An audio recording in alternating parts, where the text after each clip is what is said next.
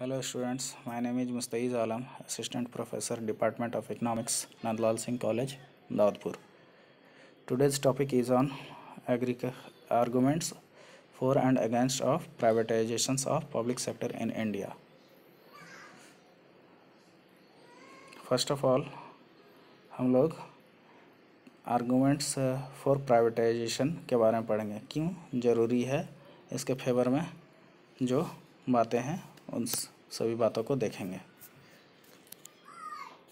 Neoliberal economic theories recommend privatization as it aims at increasing efficiency, output, and profitability as compared to the situation of state-owned enterprises. Thus, the arguments for privatizations are based on the economic grounds and poor performance of public sector enterprises. In this section, we will put forward economic arguments in favor of privatization of public sector enterprises. Number 1. Dismal performance of public sector enterprises. One of the strongest arguments in favor of privatization aired by its supporters is the dismal performance of PSEs, and thus its inefficiency can be removed if these enterprises are privatized. PSEs in India are over-controlled and over-regulated, causing inefficiency to grow upwards. Further, accountability of these enterprises is minimal and no one is held responsible for the ineffective functioning of these enterprises. Political interference also has a telling effect on the performance of the PSEs. Most PSEs operate with manager having less or no expertise on the affairs of the concern.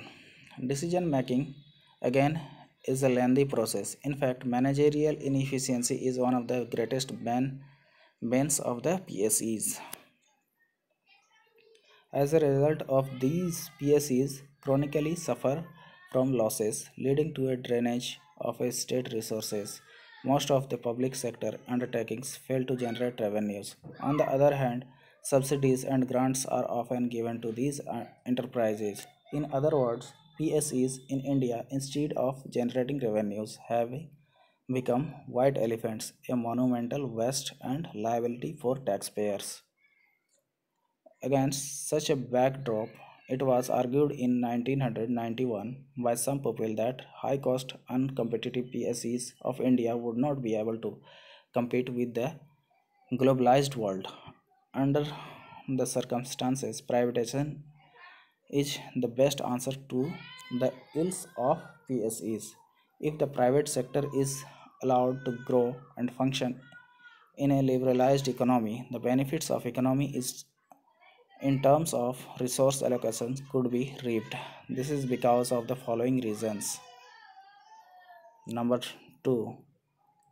Accountability of the private sector rises efficiency. First, privatization will usher in an improvement in efficiency, and as improved performance is concerned with profit-oriented decision-making strategy, accountability is strictly ensured in private sector enterprise, and some people are held responsible for any failure. Accountability and responsibility will definitely tone up the efficiency and greater output of the private sector.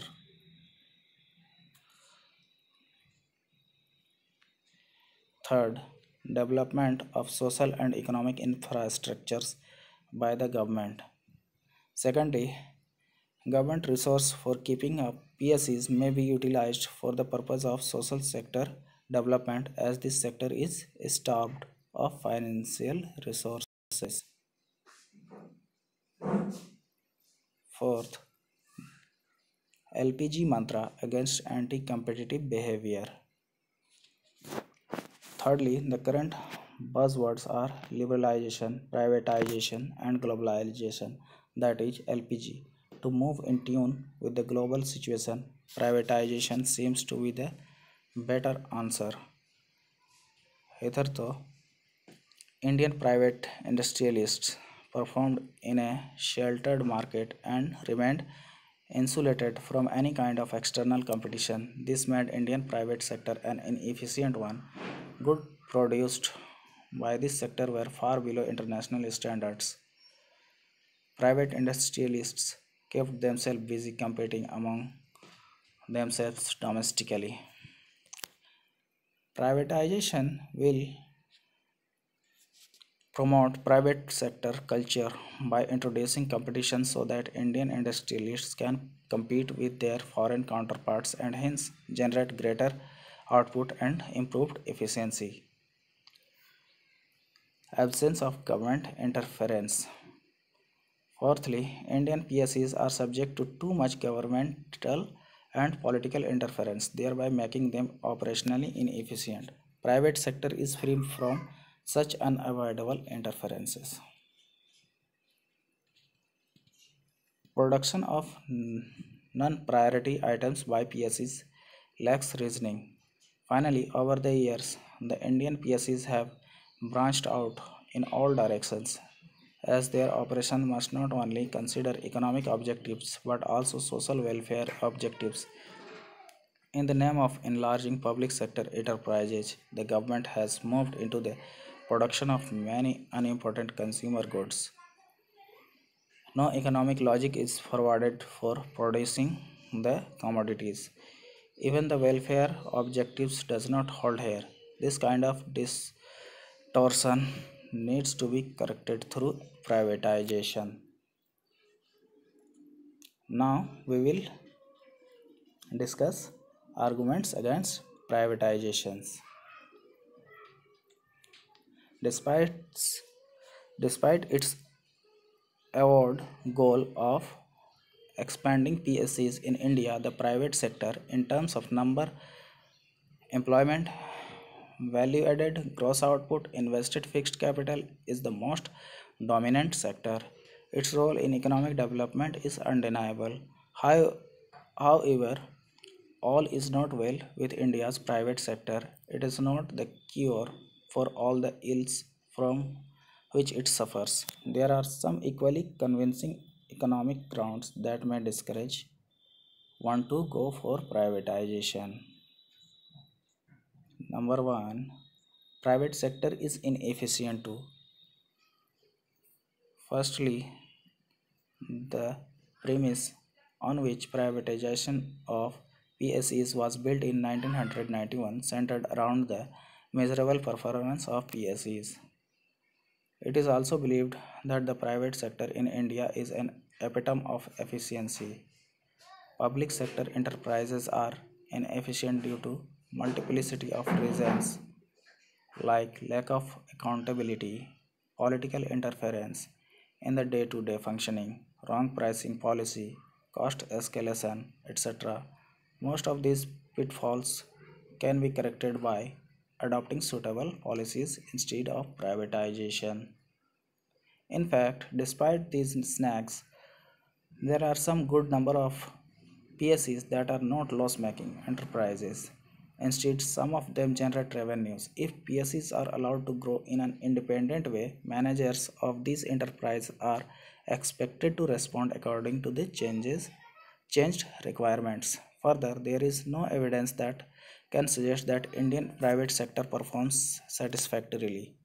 Private sector is inefficient too. During 1950 and 1990, India's private industrialists functioned under the protective umbrella without putting much effort in increasing factor productivity. These industrialists felt no urgency in modernizing their industries. They used old and obsolete technology. All this made this sector an inefficient one. In addition, there are so many private industries that are lying sick. Sometimes private industrialists deliberately make their organization sick so that they can receive financial help from public sector institutions to tide over the crisis. Anyway, it is hard to believe that privatization will promote efficiency. There is no statistical evidence that can show a positive relationship between ownership and performance. In fact, performance is not be related to the ownership of industries. What is needed is competitive environment in which any sector, public sector and private sector can grow. Number 2, infrastructures may not grow in abundance. Secondly, economic growth crucially depends on growth of infrastructures.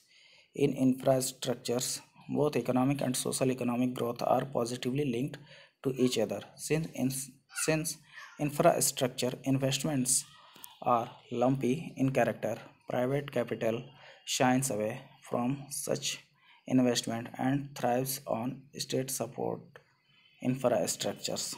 Therefore, move towards greater and greater privatization means countries' slow and haphazard growth of infrastructural facilities.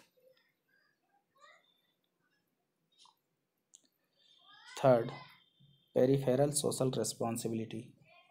Thirdly, private sector is completely guided by the profit motive. This sector will invest in those areas that yield quick return, the low priority industries. Above all, social responsibility or welfare objective of business is sidelined by the private industrialists.